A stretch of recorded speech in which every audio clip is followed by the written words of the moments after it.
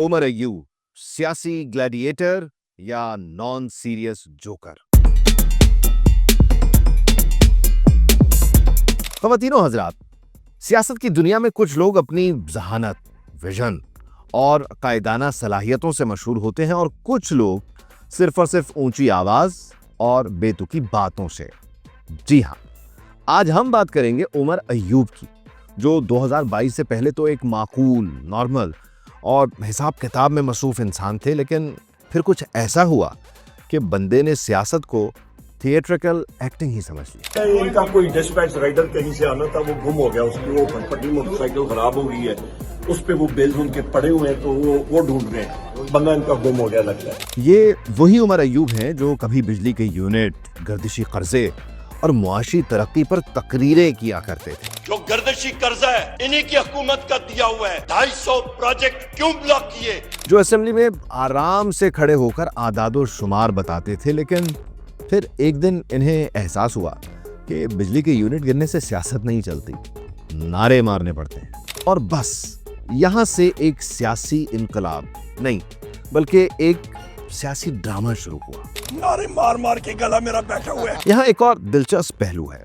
ये वही उमर अय्यूब हैं जो 2018 से 2022 तक असेंबली में चुपचाप फाइलें देखकर सिर्फ और सिर्फ मईशत की बातें करते थे, लेकिन 2022 के बाद ऐसे बदले कि बंदा सोचने पर मजबूर हो जाए, क्या ये वाकई वही आदमी है। 2022 से 2024 के दौरान वो बतदरीज जारहाना बयानिए और सियासी चालाकियों की तरफ माइल होते गए, मगर अभी मुकम्मल तौर पर तब्दील शुदा नजर नहीं आते थे।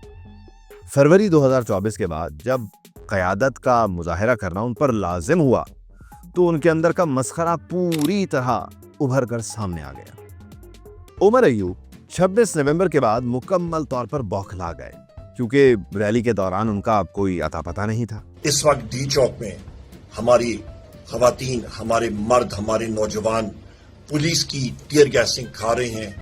जब वो इस्लामाबाद में रैली का हिस्सा बने और वहां सब कुछ नाकामी में बदल चुका था, तो अपनी शर्मिंदगी छुपाने के लिए उन्होंने हद से ज्यादा ड्रामेबाजी शुरू कर दी। अपनी वफादारी साबित करने और तवज्जो हटाने के लिए उन्होंने हथियारों की बरामदगी और मुनाल की तरफ फरार जैसी मन घड़त कहानियां घड़ना शुरू कर दी। यमीन खान गंडापुर साहब और बुशरा बीबी की गाड़ियों के साथ जो हाल किया गया, डायरेक्ट फायरिंग, टक्करें मारनी मुनाल के करीब, ये एक मौजज़ा है। तो मौजूद था उधर, ताकि अपनी रैली में गैर मौजूदगी से तवज्जो हटाई जाए और पीटीआई से वफादारी का सर्टिफिकेट भी मिले। पहले बिजली के यूनिट, अब इंसानी हुकूक, पहले मेगावाट, अब कार्बाइन और M60। जी हाँ, 26 नवंबर के वाकये के बाद जनाब ने टीवी पर बैठकर फरमाया कि पीटीआई के कारकुनों पर M60 और कार्बाइन से हमला किया गया। अब संजीदा सवाल तो ये बनता है कि मोहतरम ने ये जदीद असलहा कहाँ से पहचान लिया? क्या ये पहले CIA के असलहा माहिर थे या हॉलीवुड की फिल्में ज्यादा देखते हैं? स्नाइपर जो इस्तेमाल होते हैं, उन बंदूकों की भी साख बता देता हूँ। Gift from the people of the United states of America. एक मशीन गन जो इस्तेमाल हुई थी, इसका नाम है M60 और ये तकरीबन 750 राउंड पर मिनट फायर करती है। उन्होंने ये दावा किया है कि 3 माह का फॉरेंसिक कोर्स किया हुआ है, जहां उन्हें गोलियों की आवाजें पहचानने का हुनर सिखाया गया। ये क्या मजाक है? कौन सा फॉरेंसिक कोर्स गोलियों की आवाजें पहचानने का हुनर सिखाता है?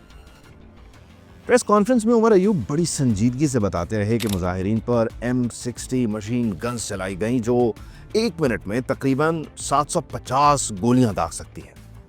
उनके बकौल ये वो असलहा था जो दहशतगर्दों के खिलाफ इस्तेमाल होना चाहिए था, ना कि पुरअमन एहतजाजियों पर। सवाल तो ये है कि उमर अय्यूब साहब इस फायर के दौरान आप खुद कहाँ थे? ये वो लम्हा था जब लोगों को एहसास हुआ कि उमर अय्यूब सियासत में संजीदगी से नहीं, बल्कि एक सस्पेंस एक्शन फिल्म में काम करने के इरादे से आए हैं। लोग इनके बारे में ये राय रखते हैं कि ये सियासतदान है या कोई अफसाना निगार।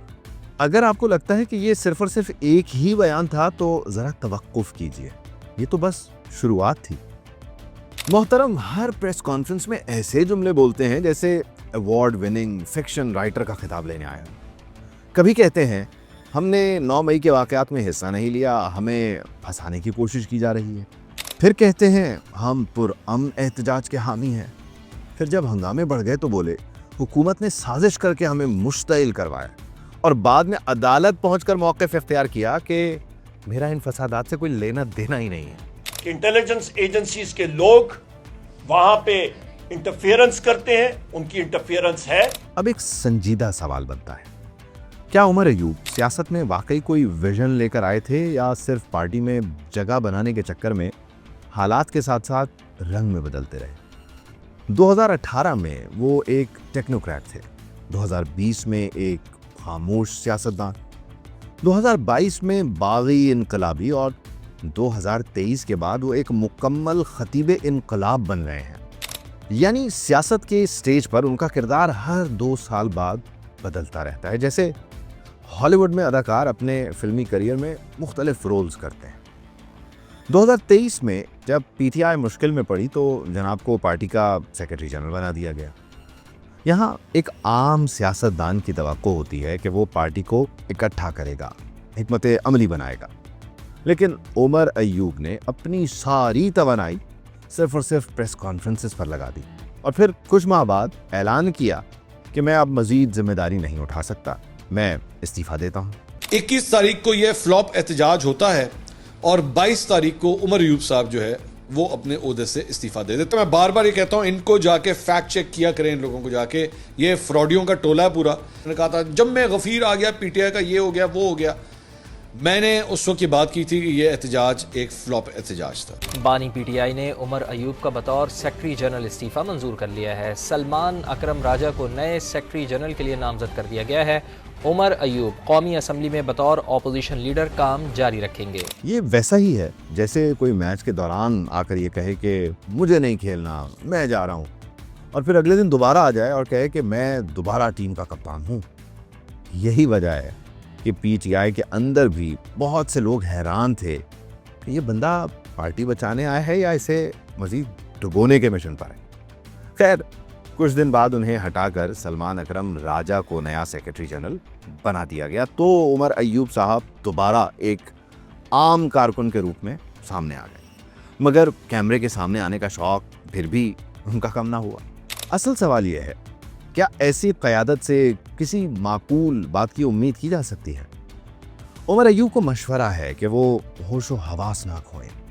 اور سنیے, الیکشن کے بعد پی ٹی آئی نے قومی اسمبلی کو جعلی قرار دیا, مگر سیاست میں حرف آخر کچھ نہیں ہوتا. کم از کم عمر ایوب کے لیے تو بالکل نہیں. جناب خود اسی اسمبلی میں واپس آن پہنچے اور دیکھتے ہی دیکھتے قائد حزب اختلاف کی کرسی پر براجمان ہو گئے. یہ وہی اسمبلی تھی جسے ان کی جماعت جعلی اور ناجائز قرار دیتی رہی, لیکن جیسے ہی موقع ملا عمر ایوب نے قائد حزب اختلاف بن کر سرکاری مراعات اور دفتر بھی خوشی خوشی سنبھال لیا. ان کے ایسے مزے کا خیز اور بے سروپا دعوے میڈیا میں وائرل ہوتے رہتے ہیں, اور لوگ پوچھتے ہیں کہ کہیں عمر ایوب طنز و مزاح کے میدان میں تو وہ قدم نہیں رکھنا چاہ رہے ہیں. عمر ایوب کی سیاست ایک ایسا رولر کوسٹر رہی ہے جس میں اگر وفاداری ہے تو موقع پرستی بھی, بلند و بانگ دعوے ہیں تو یو ٹرن بھی. موصوف بیک وقت خود کو انقلاب کا سپاہی بھی کہتے ہیں اور طاقت کے ایوانوں کے مزے بھی لوٹتے ہیں. ان کی ہر نئی قلعہ بازی عوام و خواص کو حیران بھی کرتی ہے اور محسوس بھی. سیاست کے اس تھیٹر میں عمر ایوب کا کردار یقینی طور پر ہمیں یہ سبق دیتا ہے کہ بیان بازی ایک فن ہے, اور اگر یقین نہ آئے تو عمر ایوب کے بیانات سن لیں, آپ کو فن اور فکاہیہ کا فرق محسوس کرنا مشکل ہو جائے گا. دیکھتے رہیے ان ارتھ. بدست عزت مآب جناب عمر ایوب خان قائد حزب اختلاف. آئیں دکھاتے ہیں آپ کو 6,83,53,000 میں کون سی بلڈنگ ہے. آئیں یہ دیکھ لیں جی, یہ 6,83,53,000 یہ ہیں جی.